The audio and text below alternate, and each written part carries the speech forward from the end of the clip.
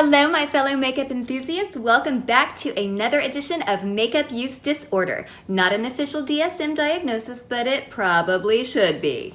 Today we're going to be talking about acne and pimples and blemishes and all that gross stuff, and I'm going to be giving a little review of Peace Out Acne. And these are stickers that you put on your zits that help them go away. And I believe that they work, at least for me. So I've been wanting to talk about these for quite some time, but I am lucky enough to not have zits on a very regular basis, but I ovulated a few days ago and I got one. So this is a good time to do this video. Before we get into talking about zits and pus and all that grody stuff, I did want to give a very special shout out to Beauty with Clarissa. Anyway, you commented and you were so sweet and you were so kind, and you did say that I don't look into the lens, and you were so right. This is an issue that I know I have. It sometimes bothers me when I'm editing and I haven't been able to really find a good solution for it. Sometimes I don't notice it, and let me give you a little bit of background. I took some acting classes. I am a fairly good performer. I have a good stage presence, I think. I'm a decent singer. I used to be a good dancer before I got MS. Now I suck, but I still got rhythm.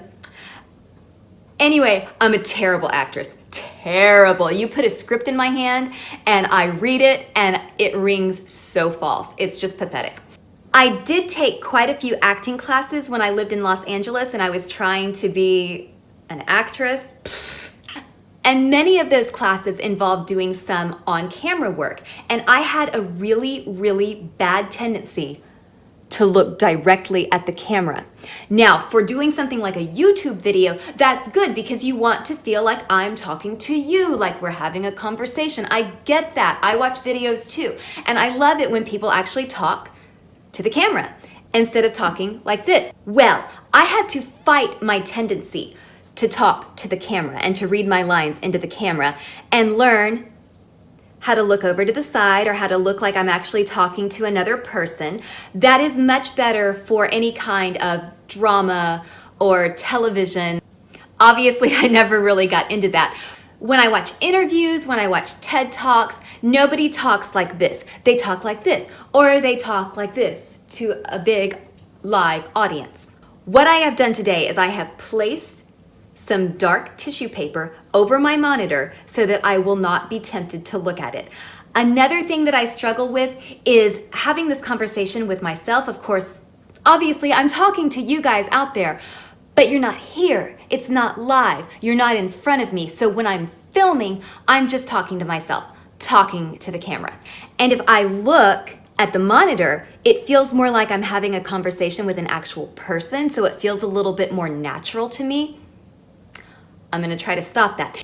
Even when I'm talking on my cell phone, I will either go into the bathroom or I'll open up my laptop and turn on my webcam and look at myself while I'm talking on the cell phone. Not because I love looking at myself, I think I'm a little bit funny looking and sometimes it bugs me to look at myself, but because if I'm looking at myself, there's another human being right in front of me. So it's not so strange to have this conversation with a disembodied voice. That aside, I want to thank you all for your patience. I am learning. I know how many times can I possibly say, bear with me, I'm new, I'm still learning. But bear with me, I'm new, I'm still learning. And I'm really listening to the comments and listening to the feedback and trying my best to get better. So without further ado, let's talk about the Peace Out Acne. You can get this at Sephora. It's usually in the impulse buy section right next to the register. That's where I always find it. It is also available on the website. I will put a link below. In this package, you get 2 of these little packets with 10 dots per sheet. I have already been using this. This is my last one, so I'm gonna have to go to the store. Woe is me, I have to go to Sephora. What you do is you peel off one of these little stickers, and if this is not in frame, I'm sorry, I actually can't see the monitor right now. And I've got one on right now. I'm gonna have to look at the monitor, see if I'm in frame. Okay, you can see it. I have one on right now, and I did try to film this before, and the whole video was like this. Fail! The instructions say to leave it on for 6 hours or simply leave it on overnight. Personally, I leave it on for about 12 hours. I'll wash my face, apply the zit sticker, go to bed, get up the next morning, take it off, wash my face again, and reapply it. Now, the thing that works for me personally, for my skin tone, is that if you get pretty far away, I would say from this far away, you probably can't see it all that clearly. If I get up right here, then yes, you can see it, but who's gonna get that close to your face? I mean, seriously. Unless you're about to bang somebody, you don't get that close to people. It's socially unacceptable. These little guys are essentially hydrocolloid bandages. The polysaccharides and other polymers within the bandage actually help to draw out water, and they turn into kind of a gel, and that is why you get this dot within the dot. So it kind of looks like a boobie.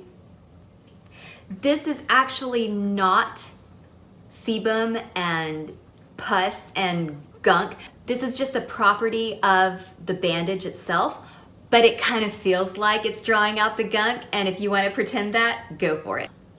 I think another thing that makes these guys work pretty well is that, first of all, you're not really tempted to pick at the blemish because you can't. And I certainly need that help. I like to pick at zits. I love to pop zits. Does anybody else like to pop zits? It's so satisfying, am I right? It does contain salicylic acid, and that helps to fight the bacteria that's causing the fucking zit in the first place. Vitamin A helps support skin turnover, and aloe vera helps to soothe and helps to control the redness. As I said, I'm fortunate to not get pimples very often. I did struggle with major cystic acne when I was in my 20s, and this is what made it go away. I know there are people who lead crusades against Proactive. For some reason, this product is controversial. Now, I know that you're not supposed to exfoliate super often.